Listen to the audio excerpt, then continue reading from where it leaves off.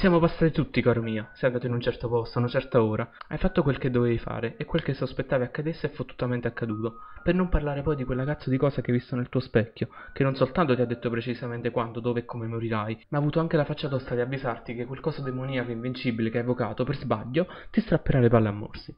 Tanto per gradire, la tua famiglia è morta, i tuoi amici non rispondono manco per il cazzo, e una creatura che ha accesso alla tua stanza dal letto ti dà la colpa. E mo? Bene, sei venuto nel posto giusto per scoprirlo. Segui le nostre regole alla lettera e non avrai più motivo di temere di diventare un protagonista di una creepypasta. Con questa guida, anche tu potrai diventare il piagnone catatonico e traumatizzato di sempre, mica come quel tizio che viene usato come scendiletto dal mostro sotto il letto. Tieni in mente queste semplici regole. Specchio e oscurità non sono mai una buona accoppiata. A dire la verità, in un mondo dove le fottute pasta sono vere, non c'è nulla più di sinistro di uno specchio. Quei cosi maledetti dovrebbero essere fottutamente off limits. La possibilità di sopravvivenza si riducono a zero se guardi la cosa che nessuno può vedere, o peggio ancora se rispondi male alla sua domanda. Se ti trovi di notte, solo come un cane in un manicomio, prenditi del tempo per valutare cosa cazzo ci fai là. E poi con comodo, vattene. Evita di andare in posti da cui nessuno è tornato o dove si sono verificate morti inspiegabili. Se qualcuno dovesse fermarti mentre stai viaggiando di notte e dovesse chiederti un passaggio, e non ti interessa mandarlo educatamente a fanculo. Uccidere è l'ultima speranza. Gioca poco questa carta, ma giocala sempre senza paura. Chi era al telefono? È sempre una cosa buona da chiedersi, ma poi, tanto per dire, chi è il coglione che risponde al telefono durante una pomiciata epica con la figlia sexy di un tizio morto? Acquista una revolver 38, caricala con 2 proiettili di argento. Se credi che non ci siano più speranze di uscire vivi da una situazione, spara a qualunque cosa ti minacci. Se non funziona, hai sempre il secondo proiettile con cui diventare un fottuto eroe. L'area 51 è troppo ben sorvegliata per lasciarti entrare, o per far fuggire qualche alieno. Quando prendi un hotel, prova a star fuori dalle aree non autorizzate. Se non hai potuto resistere ma hai visto una cosa rossa, rifletti bene sui prezzi e sugli standard degli hotel, la prossima volta. Ci sei mai stato in un Hilton infestato? Sempre rimanendo in tema di prenotazione, TripAdvisor potrebbe esserti utile se ti sfiora l'idea di andare in un posto dove si è consumato un massacro, pieno di gente morta, costruito in Culandia o la bocca dell'inferno. Invocare i demoni, parlare lingue strane, fare strani rituali è considerato pericoloso.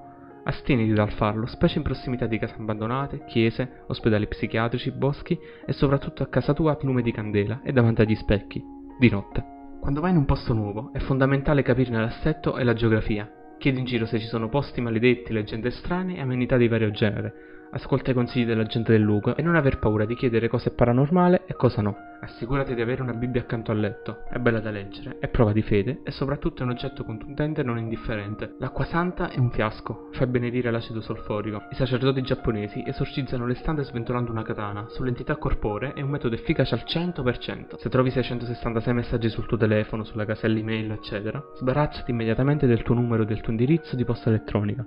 In ogni caso, non darti pena a leggere i messaggi, tanto è tutto spam. Spam extradimensionale probabilmente, ma comunque spam. Le vecchie compagnie farmaceutiche non aiutano. A meno che tu non abbia espressamente bisogno di sangue innocente o di serpente o sciroppo radioattivo.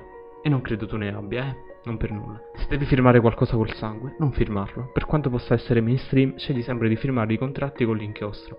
Tienilo bene a mente, specie di fronte a contratti troppo belli per essere veri. C'è sempre sotto la fregatura. I fari sono pericolosi, evitali ad ogni costo.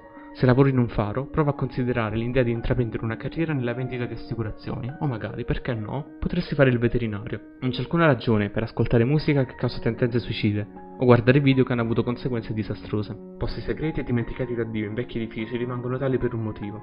I pionieri dicono never say die, ma non è che viano tanto a lungo. Prima di buttarti a pesce nelle acque gelide di un lago inquinato, al centro di una foresta buia verso mezzanotte, chiediti se è davvero il caso di andare a sperdersi in una città antica e spaventosa. Se la risposta è no, sta attaccato. Astieniti da usare il suo vero nome per nulla, ci sarà un cazzo di motivo se la gente ti ha dato un soprannome.